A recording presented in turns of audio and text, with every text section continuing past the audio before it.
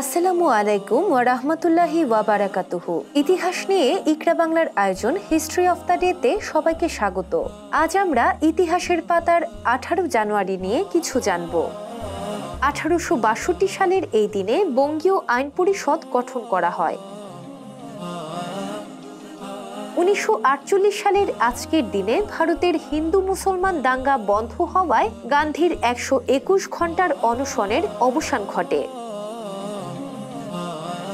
1977 সালের আজকের দিনে পাকিস্তান ক্রিকেট দলের অলরাউন্ডার ইমরান খান অস্ট্রেলিয়ার দ্বিতীয় ইনিংসে 63 রানে 6 উইকেট নেন এবং সিডনিতে অনুষ্ঠিত তৃতীয় টেস্টে 8 উইকেটের জয়ে দলকে নেতৃত্ব দেন।